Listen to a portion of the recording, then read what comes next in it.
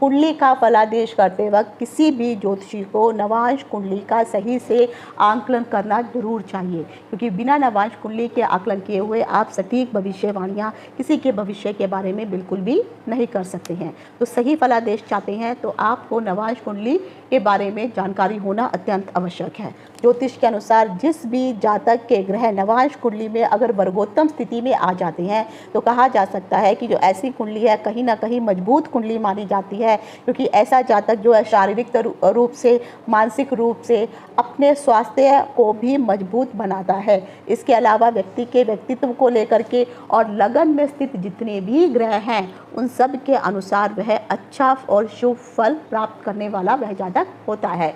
इसी प्रकार ग्रहों के अलग अलग वर्गोत्तम होने पर अलग अलग ग्रह अलग अलग रूप से अपना फल प्रदान करते हैं। तो सर्वप्रथम मैं आ जाती हूँ जिसे हम नव ग्रहों में राजा की संज्ञा देते हैं। तो सबसे पहले आता है सूर्य ग्रह।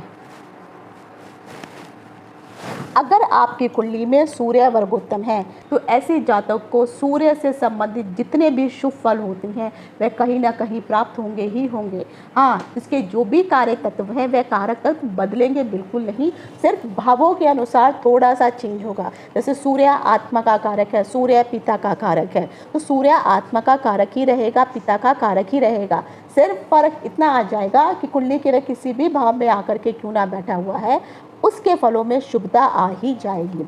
जिस भी जातक का सूर्य अगर वर्गोत्तम होता है तो ऐसा जातक इंटेलेक्चुअल बहुत होता है, दार्शनिक प्रवृत्ति का होता है, उसकी मानसिक और शारीरिक क्षमता के बारे में देखा जाए तो यह बहुत ही अच्छी होती है। ऐसे लोग शानो शौकत से जीवन जीना पसंद करते हैं, उनको आनंद बहुत प्रिय होता है। समाज में कहीं ना कहीं ऐसे लोग प्रख्यात अवश्य होते हैं, ख्याति होती है, मान सम्मान प्रतिष्ठा इत्यादि सब उनको प्राप्त होती है। जितने भी गूढ़ विषय होते हैं उस प्रकार के विषयों का अध्ययन करना इन्हें पसंद होता है। इनको इन विषयों को पढ़ने में कहीं ना कहीं रुचि भी होती है। अगर नवांश कुंडली में किसी भी जातक का लग्न वर्गोत्तम होकर के बैठा हुआ है और चाहे सूर्य द्वादश भाव में या 12वें भाव में ही क्यों ना स्थित हो तो ऐसे जातक को सरकारी नौकरी अवश्य प्राप्त होती है, सरकारी क्षेत्र में उन्नति हमेशा होती है और सरकार से संबंधित कोई ना कोई जो है उसको रिवॉर्ड इत्यादि प्राप्त होते रहते हैं। तो कहीं ना कहीं कहा जा सकता है कि सरकार से संबंधित गवर्नमेंट से उसको लाभ अवश्य होता है, चाहे वह सरकारी नौकरी करे या फिर वह सरकार के कॉन्ट्रैक्ट को ही क्यों ना करता हो।